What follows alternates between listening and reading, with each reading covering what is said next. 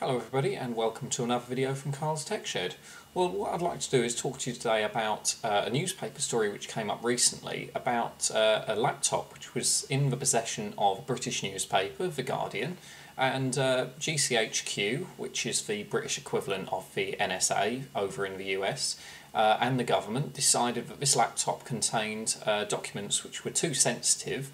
They could have been helpful to terrorists and all these other type of stereotypes they gave, and they said that they either wanted the laptop handed over to GCHQ or they wanted the newspaper to destroy the laptop. Well, the newspaper opted to destroy the laptop. They posted photos on a number of websites, and a few newspaper articles featured the photos, which apparently shows the destruction of the data on these laptops. But I'm not entirely convinced, so I want to go through a few things and see what you make of them. If you have a look here, this is the newspaper story which I picked up on.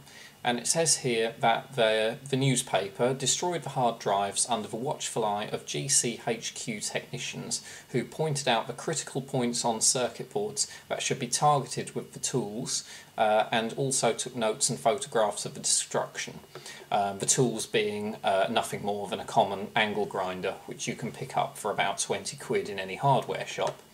The only problem there is that this sounded to me like it wouldn't be effective enough. So I found another website and I found that they posted a photo up. This is what they claim to have done to the machines. We've got two laptop motherboards here. These are from MacBook Pros, and we've got two unknown boards here in the middle. But what I'd like to focus on is this board here.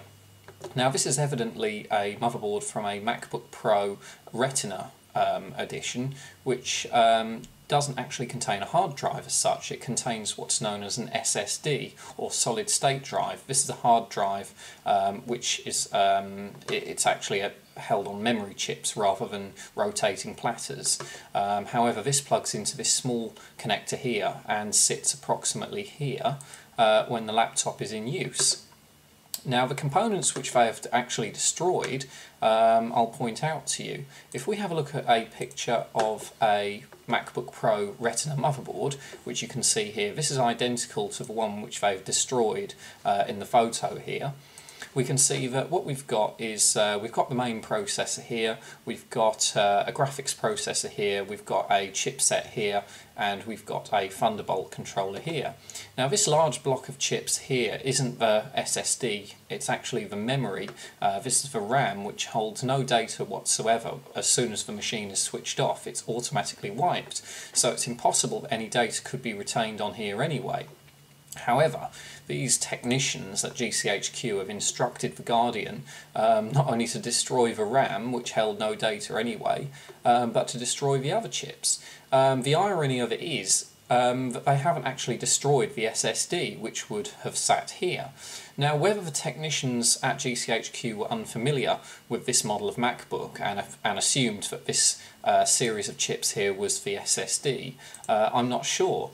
But what worries me is that these technicians have also instructed that they use an angle grinder on these two boards. Now, any technician would know that this is actually a graphics card. There's no way that this can hold any data in any way, shape or form, because all it does is process the graphics for a PC, and that's it. It does nothing else. This board here, I'm not entirely certain what this is for. It's certainly not from any desktop PC I'm familiar with. It must be relatively recent because it's got this ROHS logo, which is the Restriction of Hazardous Substances. This is relatively recent, so I can't imagine this being more than about 5 years old. But what we've got a DVI port, we've got a VGA port, and what looks like a network port here. Now, worryingly enough, the technicians have instructed the guys at The Guardian to destroy the chips on these laptops. Fair enough.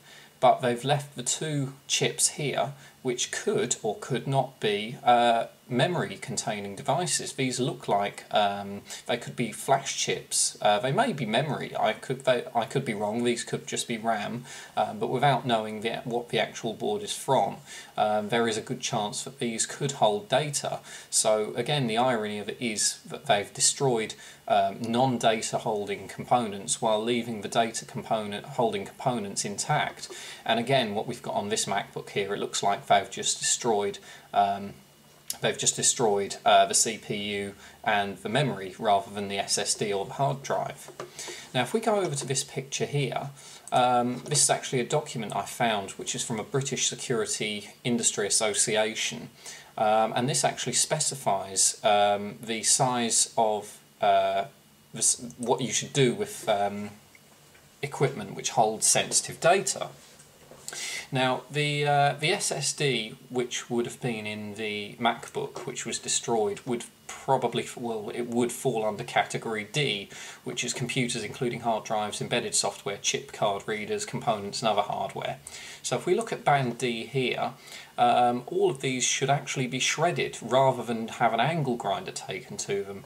Now if we look at the size of those motherboards, they can't be any more than about 2000 millimeters square. So these should actually be shredded with a cutting size of no more than 12 millimeters square once the shred has been completed. So you can imagine these whole boards should be reduced to something no bigger than the size of about a 5-pence coin or a penny in the US, if you're watching from the US. So what they've actually done is GCHQ and The Guardian may well have broken the law regarding data protection laws because they haven't successfully or they haven't destroyed the data containing components of this board, and they certainly haven't granulated or disintegrated it.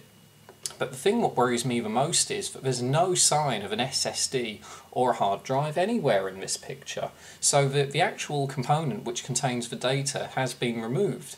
Now regardless of the legal, political, the moral or any other reasons for or against destroying these components, if we just take this story at face value and say that these machines did hold data which could have been useful to terrorists, it's quite possible that data does still exist and it is still out there somewhere, because this picture is not definitive proof that the data has been destroyed.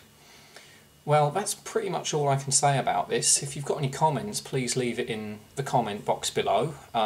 If anybody else has any information about this story, I'd like to hear from you. So thank you very much for watching this video.